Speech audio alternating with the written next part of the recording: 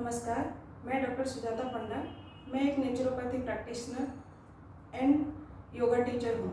मैं लास्ट 6 साल से नेचुरोपैथी की प्रैक्टिस कर रही हूँ और मैं सारी बीमारियों को नेचुरोपैथी के माध्यम से और आहार के माध्यम से, योग चिकित्सा के माध्यम से सही करने के लिए कोशिश करती हूँ। आज मैं आपको बैक्टीरियल और वायरल फ्लू से कैसे बच सकते हैं, कैसे अपने आप को प्रिवेंट कर सकते हैं और क्यूर कर सकते हैं, उसके बारे में थोड़ी जानकारी देने जा रही हूँ। हम लास्ट 8 महीने से इन्फ्लुएंजा वायरस को डाइट के माध्यम से और योग के माध्यम से और नेचुरोपैथी के ट्रीटमेंट के माध्यम से 5000 से ज़्यादा लोगों को ठीक कर चुके हैं और लास्ट 5 साल से हर साल इसी समय जो इन्फ्लुएंजा वायरस की वजह से और बैक्टीरिया की वजह से जो वायरल फ्लू और बैक्टीरियल फ्लू आती है, जैसे चिकनगुनिया, टाइफाइड, डेंगू, मलेरिया और दूसरे फ्लू आते हैं, उसको भी हम डाइट और नेचुरोपैथी और योग चिकित्सा के माध्यम से सही करते हैं। और ये 5-6 साल की जो भी मेरे एक्सपीरियंस है और लास्ट 8 महीने से हम जो इन्फ्लुएंजा वायरस को ठीक किए हैं इतने पेशेंट को, उसकी एक्सपीरियंस से मैं आज आप लोगों के पास मेरे ट्रीटमेंट की मेथड को बताने जा रही हूँ, ताकि आप लोग अपनी घर में रह के अपने आप को कैसे प्रिवेंट कर सकते हैं और अगर आपको फ्लू लग भी जाता है तो उससे कैसे क्यूर हो सकते हैं। विदाउट एनी मेडिसिन आप बीमारी को कैसे ठीक कर सकते हैं, ऐसे फ्लू से कैसे बच सकते हैं। मेरे जो ट्रीटमेंट की मेथड होती है 3 स्टेप्स होते हैं। जैसे पहला स्टेप होता है डाइट, सेकंड स्टेप काढ़ा, हर्बल काढ़ा, थर्ड स्टेप नेचुरोपैथिक सम होम रेमेडीज ट्रीटमेंट। मैं डाइट में सुबह से लेकर शाम तक फ्लो के टाइम में थोड़े थोड़े चीज़ें बताती हूँ, जिसे फॉलो करने से आपको काफ़ी आराम आती है बीमारी में। जैसे सुबह उठ के वार्म वाटर पीना और वार्म वाटर के साथ लेमन लेना, फिर जितने दिन तक आपको फ्लू रहता है उस समय में लिक्विड डाइट में रहना, जैसे वेजिटेबल जूस और फ्रूट जूस, फ्रूट्स, सैलड और सूप। ये इतनी ही अगर आप आहार में लेते हैं और उसी आहार के माध्यम से आप शरीर को बहुत जल्दी फ्लू से बचा सकते हैं और क्यूर हो सकते हैं। आज मैं आपको बताने जा रही हूँ, ब्रीफ में आपको सुबह से शाम तक का खाने का बताऊंगी। सुबह वार्म वाटर के साथ लेमन लीजिए, उसके बाद थोड़ा सा नेचुरोपैथिक ट्रीटमेंट घर में रह के ले सकते हैं, जैसे स्टीम लेना, गर्म पानी में हल्दी और नमक डालकर स्टीम लेना और गर्म पानी में हल्दी और नमक डालकर गार्गल करना, और उसके बाद कुंजल क्रिया या जलनिधि क्रिया कर सकते हैं। उसके बाद आप सनलाइट में थोड़ी देर बैठे या टहले, उसके बाद सनलाइट के सामने थोड़ी देर प्राणायाम करें और वो आसन प्राणायाम जो भी एक्सरसाइजेस हैं वो आपको मैं थोड़ी देर में बताऊंगी। उसके बाद आप ब्रेकफास्ट लें। ब्रेकफास्ट में वेजिटेबल्स जूस और उसके 1 घंटे बाद आप फ्रूट्स ले सकते हैं। उसके बाद आप 3-4 घंटे तक कुछ ना लें।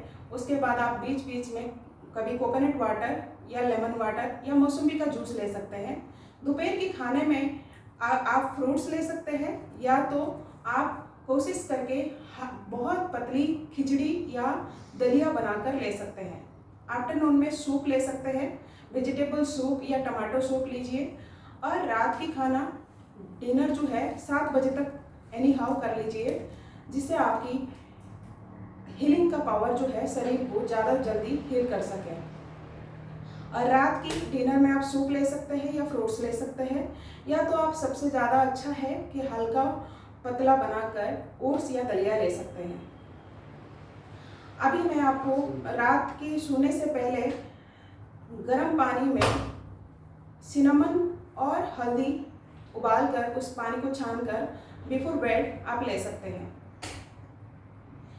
अभी मैं आपको बताने जा रही हूँ काढ़ा की रेसिपी, हर्बल काढ़ा की रेसिपी, जिसके माध्यम से मैं इतने लोगों को ठीक कर चुकी हूँ। वो एक स्पेसिफिक काढ़ा है। स्पेसिफिक काढ़ा इसलिए बोल रही हूँ क्योंकि उसमें जो रेसिपीज़ है वो सब सारे काढ़ा से थोड़ा अलग से है। जैसे मैं काढ़ा में 1 गिलास पानी लेती हूँ और उसमें 1 इंच सिनामन, 1 लौंग, 1 काली मिर्च, 1 इलायची, 1 ब्लैक पेपर जिसे हम काली मिर्च बोलते हैं, और 1 चुटकी हल्दी, जैसे 1 ग्राम आसपास हल्दी लीजिए और उसमें चिरैता 5 ग्राम डालिए, सौंठ 5 ग्राम डालिए, 1 पिंपली डालिए और 5 ग्राम नॉर्मल जिंजर डालिए और उसमें आप मिंट लीफ जिसे हम पुदीना पत्ता कहते हैं उसमें 5 पुदीना पत्ता डाल दीजिए, 5 तुलसी का पत्ता डालिए और 1 अड़ूसा का पत्ता डालिए, 2 नाइट जैस्मिन जिसे हम हरसिंगार कहते हैं उसके पत्ते डालिए और ये सारे इंग्रेडिएंट्स को पानी में डालकर उसको 10 मिनट तक लो फ्लेम में उबालें। जब ये 10 से 15 मिनट तक उबलने के बाद तैयार हो जाता है, उसको आप किसी भी ग्लास में छान लीजिए और उसको थोड़ा सा वार्म होने दीजिए, फिर आप उसको सिप करके पीजिए। इसको आप सुबह शाम चाय की जगह में रिप्लेस करके आप इसको ले सकते हैं। ये काढ़ा बहुत ही स्वादिष्ट और बहुत ही सहज और सरल तरीके से बनाया जाता है और ये बहुत ही ज़्यादा इफेक्टिव है, specially for flu, influenza like flu और बैक्टीरियल फ्लू, इस बीमारी के लिए बहुत ही इफेक्टिव है। अभी मैं कुछ एक्सरसाइज के बारे में बताने जा रही हूँ, जैसे हम इस बीमारी से बचने के लिए अपनी इम्यूनिटी को एक्टिव करना चाहिए, इम्यूनिटी को बढ़ाना चाहिए। जिसके माध्यम से हम इम्यूनिटी बढ़ाते हैं वो है हमारे लिम्फ नोड्स। बॉडी में जो लिम्फ नोड्स होते हैं उसको एक्टिव करने के लिए हमें कुछ एक्सरसाइज करते हैं और वो हम एक्सरसाइज के माध्यम से अपने लिम्फ नोड्स को एक्टिव करते हैं और लिम्फ नोड्स एक्टिव होने के बाद अपनी इम्यूनिटी अपने आप बढ़ जाती है। जैसे हमारे शरीर में कुछ जगह में लिम्फ नोड्स है, जैसे गले में और शोल्डर के पास और रिब्स के नीचे और थाई के पास और कुछ हमारे एल्बो जॉइंट और नी जॉइंट के नीचे के भाग में, हैमस्ट्रिंग के आसपास। तो ये सारी चीज़ों को हमें एक्सरसाइज के माध्यम से एक्टिव करना है। तो पहले हम बहुत ही सहज और सरल एक्सरसाइज है जिसको आप बैठकर घर में 5 से 10 मिनट लगाकर इसको कर सकते हैं। पहले आप नेक की सारे एक्सरसाइजेस कर ले, लेफ्ट राइट, इसको आप दोहराए 10 से 20 बार, अप डाउन, इसको आप दोहरा सकते हैं 10 से 20 बार, फिर इसको साइड, इसको भी 10 से 20 बार, फिर रोटेशन क्लॉकवाइज 10 से 20 टाइम, फिर अपोजिट डायरेक्शन में 10 से 20 बार। उसके बाद आता है शोल्डर की एक्सरसाइज।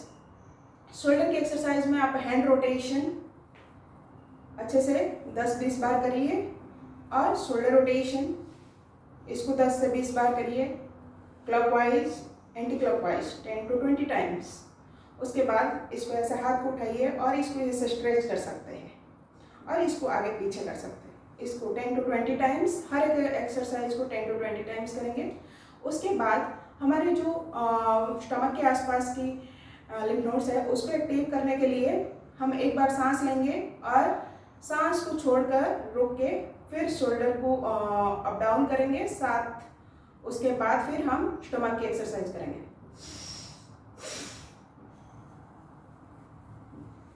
इसको भी 10 to 20 टाइम्स ऐसे 5 राउंड में करना है, 5 से 10 राउंड कर सकते हैं। उसके बाद हम स्टमक वाला करना है। अग्निसार क्रिया जिन लोगों को आती है वो कर सकते हैं, या तो मैं बता देती हूँ।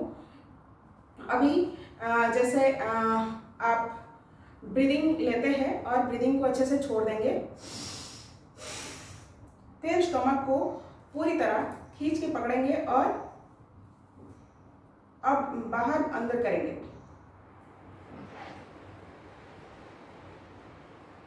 ऐसे इसको 5 से 10 राउंड कर सकते हैं। इस तरीके से आप ये एक्सरसाइज को करेंगे। लास्ट 2 एक्सरसाइज रह गया है, उसे मैं बताती हूँ। हम थाइस के आसपास जो हिप जॉइंट के और थाई के जॉइंट है वहाँ की लिम्फ नोड्स और नी के जो लिम्फ नोड्स के लिए पहले बटरफ्लाई कर लेंगे। इसको अच्छे से बटरफ्लाई करेंगे तो आपके यहाँ की लिम्फ नोड्स एक्टिव हो जाएंगे। इसको आप 5 मिनट तक कंटिन्यू करते रहिए। लास्ट एंड फाइनल एक्सरसाइज, इसमें आप दोनों की एक्सरसाइज कर सकते हैं, एंकल की जॉइंट के पास और नी जॉइंट के पास जो भी लिम्फ नोड्स है उसको एक्टिव करने के लिए हाथ पैर को ऐसे खींचे और फिर आगे, इसको ऐसे करें और खींचे, इसको ऐसे करें खींचे। आपकी हैमस्ट्रिंग, इनर थाई और एंकल, नी सारे स्ट्रेच, और इसको रोटेशन। ये सारे एक्सरसाइज आप घर में रहकर सहज और सरल तरीके से कर सकते हैं। कोई भी पेशेंट हो, जैसे किसी को भी अगर फ्लू हो जाता है, जैसे वो बड़े हो, बुजुर्ग हो या बच्चे हो, वो अगर इसी एक्सरसाइज को डेली 15 मिनट से 20 मिनट लगा कर करते हैं, सुबह शाम 2 टाइम करते हैं, तो उनकी इम्यूनिटी बढ़ जाती है और वो अच्छे से कोई भी फ्लू से बच सकते हैं या प्रिवेंट कर सकते हैं। उसके बाद मैं आप लोगों को प्राणायाम के बारे में बताऊंगी, जो सही लाइट के सामने बैठकर करना है। हमें अनुलोम विलोम प्राणायाम करना है और भस्त्रिका प्राणायाम करना है, क्योंकि कोई भी फ्लू होता है तो वो कोल्ड और जुकाम और खांसी इस तरीके से सिम्टम्स आते हैं, जिससे बचने के लिए शरीर को थोड़ा गर्म चाहिए होता है। और साथ में आप अनुलोम विलोम प्राणायाम करें, जिससे आपकी प्राण शक्ति, जीवन शक्ति की संचार होती है शरीर में, जिसके माध्यम से आपकी एनर्जी फ्लो पूरी बॉडी में होती है, रक्त के संचार बढ़ जाती है, रक्त के संचार सही तरीके से होते हैं और बीपी आपकी कंट्रोल में रहता है। ऐसे प्रणाम मुद्रा करें और राइट नोस्ट्रिल को बंद करेंगे, एक हाथ को ज्ञान मुद्रा में घुटने में रख देंगे, घुटने के ऊपर लेफ्ट नोस्ट्रिल से सांस भरेंगे, थोड़ी देर रुकेंगे, फिर लेफ्ट बंद करके राइट से धीरे धीरे छोड़ेंगे, फिर थोड़ी देर रुकेंगे,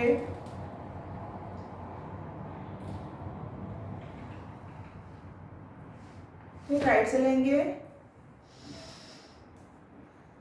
थोड़ी देर रुकेंगे, फिर लेफ्ट से धीरे धीरे छोड़ेंगे। ये अनुलोम विलोम प्राणायाम है। इस अनुलोम विलोम प्राणायाम को आप रेगुलरली सुबह शाम 5-5 मिनट करिए। और एक भस्त्रिका प्राणायाम आप दोनों हाथ को ऊपर कर लीजिए, सांस भरे और सांस छोड़ते हुए ऐसा करेंगे।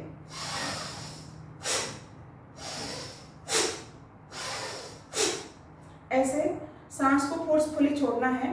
एक बार सांस भरेंगे, एक बार सांस छोड़ेंगे और फोर्सफुली छोड़ेंगे, ताकि आपकी रेस्पिरेटरी ट्रैक जो है वो खुल जाए और जितने भी कंजेक्शन है वो ओपन हो जाए और आपके रेस्पिरेटरी सिस्टम के रिलेटेड प्रॉब्लम जो है, कोल्ड जुकाम की वजह से जो कंजेक्शन आते हैं, उसमें आपको आराम मिले और ब्रीदिंग में आराम मिले। तो ये तरीका जो है, ये 3 स्टेप जो हम फॉलो करते हैं और इसके माध्यम से हम सारे फ्लू को, बैक्टीरियल फ्लू हो या इन्फ्लुएंजा वायरस हो या किसी भी प्रकार के वायरस हो, वायरल डिजीज हो, तो उसमें हम लोग अपने आप को क्योर कर सकते हैं। कुछ लोगों की क्वेश्चंस आते हैं कि उनकी बुखार बहुत दिन तक नीचे नहीं उतरता है, 102 103 रहता है, तो उन लोगों के लिए मैं बताती हूँ कि लिक्विड डाइट में अगर रहेंगे, क्योंकि हम लोग जो बताते हैं वो सारी फॉलो नहीं करते हैं। जो लोग पूरी तरह फॉलो करते हैं तो वो लोग बहुत जल्दी क्योर होता है, बट जो लोग थोड़ा बहुत कम उसमें चीटिंग करते हैं तो उनको टाइम लगता है। जैसे वो लोग रोटी चावल, रोटी खिचड़ी और दूसरे टाइप की खाना खाना शुरू कर देते हैं, सूजी वगैरह।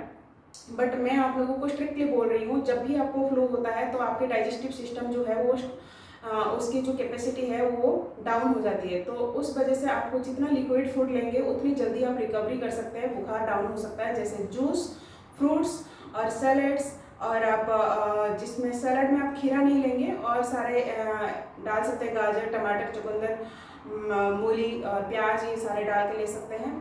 फ्रूट जूस ले सकते हैं, वेजिटेबल जूस ले सकते हैं, जिसमें गाजर, टमाटर, बीटरूट, लौकी और जितने भी पालक के जूस, ये सारी चीज़ें ले सकते हैं। मेथी के जूस और मोरिंगा का जूस, ये सारी चीज़ें ले सकते हैं। और सूप बनाकर, वेजिटेबल सूप बनाकर गरम गरम आप डिनर में लीजिए, तो उससे भी आपको काफ़ी फ़ायदा मिलेगा। और जिन लोगों को लगता है कि बहुत भूख लग रही है, वो संभाल नहीं पा रहे, तो वो लोग हल्का और पतला, पूरी तरह पतला दलिया बनाकर या ओट्स बनाकर ले सकते हैं। बिल्कुल रोटी चावल स्टॉप कर दीजिए। 3 दिन में आपकी बुखार डाउन हो जाएगा और आपकी एनर्जी लेवल बढ़ जाएगा और जितने भी कोल्ड जुकाम है उससे आपको राहत मिलेगी। और स्टीम लेना और गरारा करना, हल्दी और नमक पानी में गरारा करना, इसको मत भूलिए। इसको रेगुलरली सुबह शाम 2 टाइम आप उस फ्लो के टाइम में कर सकते हैं। और सन बाथ जरूर सुबह आपको 10 से 15 मिनट लेना है। आप सभी के सामने ये सहज और सरल तरीके से योग, नेचुरोपैथी और आहार के माध्यम से जो फ्लो की चिकित्सा करके हम इतने लोगों को ठीक कर चुके हैं और प्रिवेंशन के लिए भी लोगों को बताते हैं और हम खुद भी अपनाते हैं। इसको बताने के लिए मुझे बहुत ही गर्व महसूस हो रहा है और आशा करती हूँ आप सभी लोग अपने आप को प्रिवेंट करने के लिए और क्योर करने के लिए इसका पालन जरूर करेंगे, इसको जरूर अपनाएंगे और नेचर के माध्यम से विदाउट एनी मेडिसिन, बिना ड्रग्स की आप अपने आप को घर में रहकर विदाउट एनी कॉस्ट, बिना खर्चे में, बिना मेडिसिन में आप अपने आप को ट्रीट कर सकते हैं। थैंक यू, बहुत बहुत धन्यवाद सभी को। नमस्कार।